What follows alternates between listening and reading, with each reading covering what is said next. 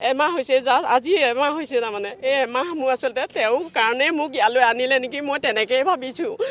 ভগৱানে এইকণ মোক সহায় কৰিছে কাৰণ মই তেওঁৰ প্ৰতি মোৰ এটা কোণত আছে তাৰমানে মোৰ লগত ফটো আছে, মোৰ ল'ৰাৰ লগত ফটো আছে আৰু ল'ৰা এযোৰ তেওঁ পাগৰ চশমা পিন্ধি থাকে, গগলছ লাইট কালাৰ হালধীয়া এযোৰ আমাৰ ল'ৰাই দিছিলে মোৰ মৃন্ময় কাশ্যপ ওৰফে লাকি। হয় আৰু তেওঁ তেওঁৰ ফেমিলি ঘৰো মোৰ ঘৰ গোলাঘাট ডিষ্ট্ৰিক্টত আৰু ফেমিলি ঘৰ গোলাঘাটতে, মোৰ পেহা ঘৰৰ ওচৰত।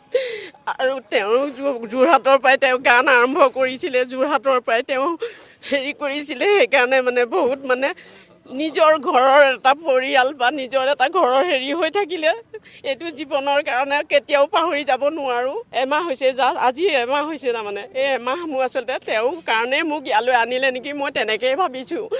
ভগৱানে এইকণ মোক সহায় কৰিছে কাৰণ মই তেওঁৰ প্ৰতি মোৰ এটা কোণত আছে তাৰমানে মোৰ লগত ফটো আছে, মোৰ ল'ৰাৰ লগত ফটো আছে আৰু ল'ৰা এযোৰ তেওঁ পাগৰ চশমা পিন্ধি থাকে, গগলছ লাইট কালাৰ হালধীয়া এযোৰ আমাৰ ল'ৰাই দিছিলে মোৰ মৃন্ময় কাশ্যপ ওৰফে লাকি। হয় আৰু তেওঁৰ ফেমিলি ঘৰো মোৰ ঘৰ গোলাঘাট ডিষ্ট্ৰিক্টত আৰু ফেমিলি ঘৰ গোলাঘাটতে, মোৰ পেহা ঘৰৰ ওচৰত। আৰু তেওঁ যোৰহাটৰ পৰাই তেওঁ গান আৰম্ভ কৰিছিলে, যোৰহাটৰ পৰাই তেওঁ হেৰি কৰিছিলে, সেইকাৰণে মানে বহুত মানে নিজৰ ঘৰৰ এটা পৰিয়াল বা নিজৰ এটা ঘৰৰ হেৰি হৈ থাকিলে এইটো জীৱনৰ কাৰণে কেতিয়াও পাহৰি যাব নোৱাৰোঁ। এমাহ হৈছে আজি এমাহ হৈছে তাৰমানে এই এমাহ মোৰ আচলতে তেওঁৰ কাৰণে মোক ইয়ালৈ আনিলে নেকি মই তেনেকেই ভাবিছোঁ।